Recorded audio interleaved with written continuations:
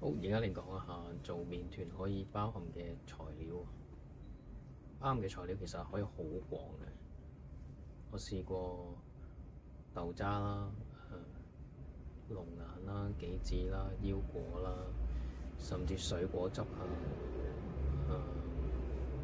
蘋果汁啊、橙汁啊，種種嘅汁都試過。無論係做個麵團或者餵個麵種都試過，都可以一樣發到酵。我覺得最簡單個組合係黃豆汁、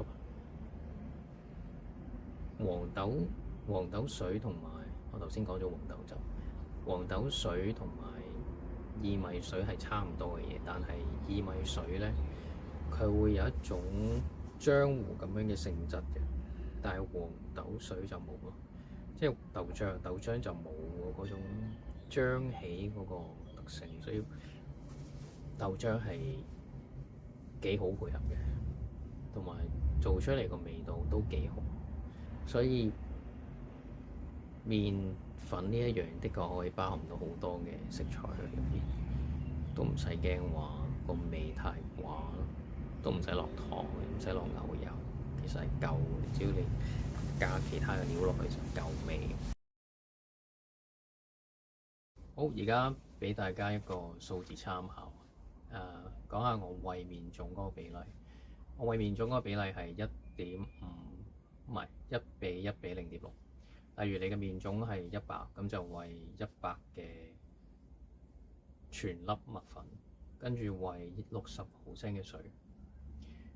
如果你係做麵團嘅話呢，就係1.5:1。麵種同埋白麵粉嘅比例係1.5:1。例如你而家係150克嘅麵種，咁就加100克嘅白麵粉。水呢，就係呢一個白麵粉嘅60%，咁即係60毫升嘅水。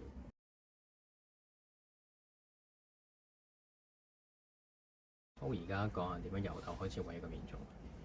首先係準備你嘅全粒小麥粉，例如話你中意用全麥粉又得，黑糯麥粉又得，斯貝意粉又得。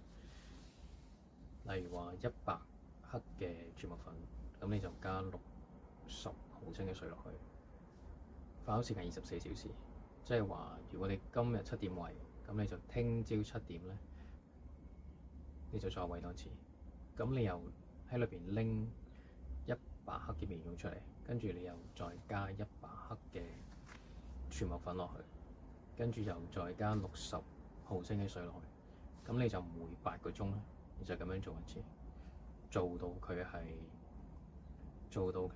有呢一個酸味啦，同埋有嗰個氣孔出現，咁你嘅麵種就完成。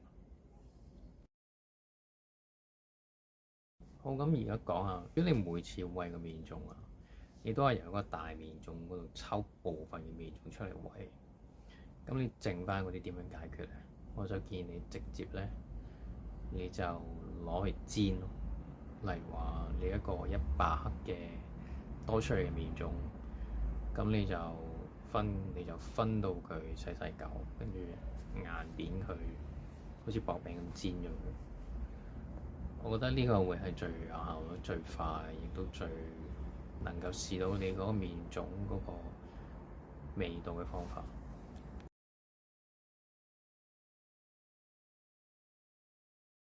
好，而家講下一個我自己常用嘅份量俾大家參考下，就做麵團嗰個份量，240克嘅麵種加160克嘅白麵粉，跟住96克嘅水。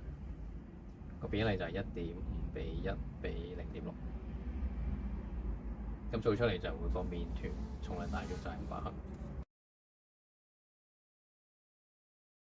好，當你而家個麵種已經餵咗2次，或者3次，或者4次，當你覺得個麵種已經夠活躍嘅時候，咁你拎個你需要嘅麵種出嚟，咁剩翻嗰啲麵種咧，你可以留50克左右，做下次餵麵種嘅時候使用。剩翻嗰啲就你可以攞嚟煎咗佢。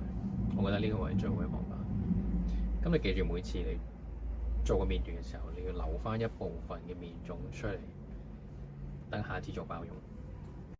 咁如果你剩翻嘅麵種唔多嘅時候，例如話淨係剩翻得10克嘅麵種，咁點算咧？你就攞嗰10克嘅麵種，跟住餵夠佢，可能餵40克嘅麵粉落去，再加60嘅水落去，咁樣佢都會繼續發酵落去。咁跟住你就按翻平時個比例，50克嘅麵種，跟住就50克嘅粉，跟住60嘅水落去。